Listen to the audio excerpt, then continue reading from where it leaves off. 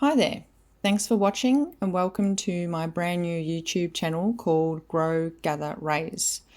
I've only got about 7 or 8 videos up at the moment, but I would love if you could support me and subscribe if you're interested in following me and my self-sufficient journey, its fails and its wins. I'll keep making relevant videos on self-sufficiency, which includes gardening, living off-grid, chickens and sheep. And that actually brings me to my video today, which is about my small flock of Wiltipoll sheep. It's about time I introduced you to them because they form a large part of my life on my farm and they play a massive role in our drive on our farm here to be self-sufficient. It's a big topic, so I'm sure I will make a part 2 episode down the track as well that goes into more depth about butchering them at home ourselves and further videos about specific recipes that I love when I'm cooking these exceptionally tasty meat sheep. I guess the point of this video today is a personal introduction into my sheep on my hobby farm and the part they play in my drives for self-sufficiency, as I've already mentioned. But it also acts as a bit of a guide for anyone interested in the breed itself. I feel like this breed is a bit of a quiet achiever and overshadowed by the larger sheep breed associations that really market aggressively at the moment compared to the Wiltipoll Association. So this video is a bit like me putting my hand up in a small way to vouch for the Wiltipolls, essentially. The Wiltipolls do well commercially. There are lots of stud farms that are very successful with them across Australia and New Zealand. Secondly, they are repeatedly proving themselves in the show ring. And finally, they are valuable as part of a domestic small scale hobby farm. And that's what I'm doing on my farm. So just quickly on the history of the breed and the association, Wiltipoll sheep are polled, so no horns. They are medium framed, self-shedding and are specifically meat sheep. They were developed in Australia in the early 1990s using Wiltshire horn and other polled genetics. The Wiltipoll breed has a fleece or wool as opposed to hair like other shedding breeds have, like Dorpers, Aussie Whites, Persians and so forth. This, I feel, gives a bit of an advantage, in particularly in colder weather, because the wool is perhaps more insulating than hair otherwise would be, in my opinion. The Wiltipoll fully sheds in spring, which makes the breed easy and low maintenance to care for. Of course, if you're new to sheep, they still require drenching and so forth and monitoring during the birthing season in particular, but the fact they are polled and self-shedding is a blessing in my opinion. In Australia at the moment, wool isn't worth much, so the fact that I don't have to pay shearers to come in and shear them for an extra expense, essentially, it's a blessing I don't have to do that. It really is. What I have noticed, and something that I value quite a lot in my ewes, is that they have strong maternal instincts. I guess it's super important because they are known to have multiple births. They are seasonal breeders, so only once a year have lambs, but during that time it's very common for them to have twins quite a lot. Triplets happen too, but probably not as desirable in my opinion because there will probably be one lamb disadvantage at some point. Ewes only have the 2 nipples, so for 3 lambs to share is a bit of an ask for the ewe and for the lambs. Even though in saying that, I had one ewe last year give birth, unaided, to triplets, and she raised them perfectly by herself. I didn't need to intervene. They didn't need to be yarded. They all got fed really quite nicely and grew up evenly, which was quite nice. So some experienced mothers can manage triplets to weaning time on their own. It's just not desirable in my opinion. My point is that compared to other breeds like Merinos, which have to be the worst mothers, excuse me if you think differently, Wiltipolls I think genuinely are really great mothers, and it's something that I value a lot because it makes my life so much easier. As well as that, I feel like they have an ease of birthing. They are meaty sheep, of course, but I think they tend to have a finer front end on them and a longer neck, so birthing is perhaps easier.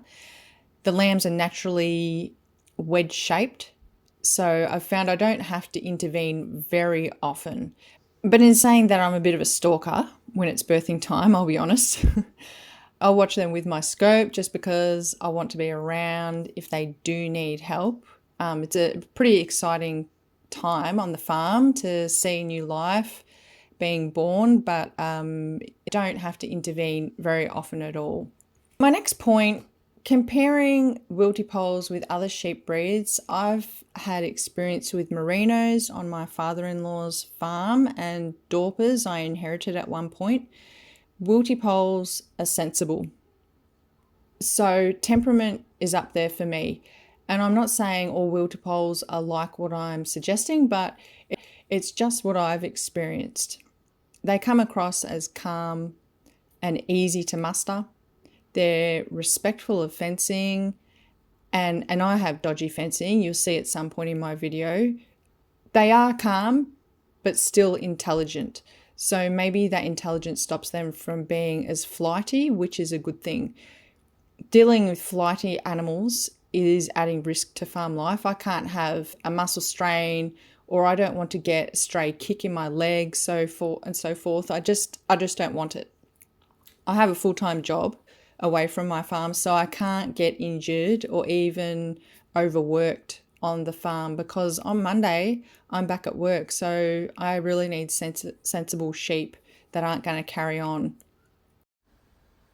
At this point, I'm harvesting saltbush using the lawnmower and a little trailer that I've got attached. It's super handy for on the farm. And I'm going to drive down to the paddock and just give them a little bit of a snack. Some of the newer ones, that they aren't used to eating the saltbush leaves, but they'll watch the older ones and learn that it's okay, and they'll learn that they actually like the flavour. Moving on to conformation, and it's probably a bit of a boring topic, but super important for every animal. And we could go on and talk about the angle of their hocks, or the straightness of their backs, their frame overall, or the size of their eye muscle, what they scan at, etc., etc. But I'll just highlight the things that are everyday obvious points that are easy to assess for a newbie, and I guess equally valuable for your Wiltipolls to have to make everyday life on your farm a bit easier to some degree. And that is black noses, black toes or hooves, black noses so they don't get sunburnt and develop cancer on their skin over time, and black hooves so they are hardier and suitable for all paddock conditions in Australia. These simple 2 points make for hardier sheep overall that thrive in a wide range of Australian climates and conditions. So I've skimmed over things like temperament and conformation, and those are the things that are important if you're a big commercial breeder, but also if you're only a small scale operation like mine, that each generation you breed, you sort out your stock to keep the standards up and in line with the breed standards, which are there on the Wiltipoll Association website. Just give it a Google. If it's a valuable resource, and I might actually add a link at the end of this video if I can manage it. It's good to have a look at. With all that information I've talked about, now it's time to talk about the biggest plus with this breed, and that is their meat. I feel like I've waffled on way too much about everything else, but the most important thing, and that's the quality of the meat. I grew up eating lamb from the shops. It was either Safeway or Coles, then it was Aldi, and it was what it was. I don't know if I can even mention those shops on here, but I have. The quality was sometimes hit and miss. Sometimes it was tender, other times, I don't know, it was like mutton. Like was I eating mutton? I don't know. The flavour, quite a lot, was overly sheepy in my opinion. That sounds silly to say. It was like I could smell lanolin in the kitchen, and the meat tasted like a sheep way too much. I don't mind eating lamb, but the flavour used to put me off, to be honest. It was just a bit too much. Then as an adult, for some reason, I wanted to get some stock on our newly bought property. Cows we knew nothing about, so we researched sheep because there would be less of a steep learning curve. And we came across Wiltipolls. Comparing them with other shedding sheep, we thought, let's try them out. And after a couple of years of breeding up our numbers, we were able to call out a mobile butcher. These days we butcher them ourselves, but our first year we called out a professional butcher. At that point, we tasted our first Sunday lamb roast from our homebred sheep. And bear in mind, these ones were actually hogget age, but the tenderness and the mild flavour were surprising for me, and I haven't turned back since. I actually love eating lamb now. In my opinion, it's a little bit more of a fatty sheep, and perhaps because these ones were hogget age. But I think that's how the meat is able to be succulent and tender, and possibly because we let them age a little bit. They're a little bit older before we butcher them. I just feel like it's a bit more better value for us to let them get that bit bigger. So they've probably got that extra fat on them because of that. We've found though we can easily trim some extra fat off the carcass if it is too much. And then we make tallow out of it, or we save it and freeze for making sausages later on and so forth. It doesn't go to waste. Try it. Give it a go. If you have access to a farmer that breeds these Wiltipoll sheep, ask them if they can sell meat to the public. Give it a go. Obviously, it's illegal to sell meat to the public without it going to an abattoir or a meatworks and so forth, and being subject to all the legal hoops. But maybe you can do a trade or something. I don't know, don't do it, do it. It's your decision. I'm not saying do it though, if you know what I mean. Okay, so how the hell does this fit in with self-sufficiency? I will say that home breeding my sheep and on-farm slaughtering them ourselves cuts out so much extra cost. We eat a lot of lamb, sausages, roasts, ribs, lamb shanks. They are a versatile meat. We only supplement buying chicken every now and then from a butcher for a bit of contrast every fortnight or so. We eat lots of veggies from the garden, eggs from the chickens, and then all of a sudden our grocery bill is drastically smaller.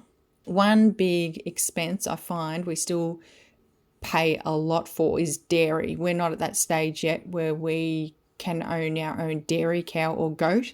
We really don't have the time to deal with that. But one day it would be great because we eat and drink a lot of dairy.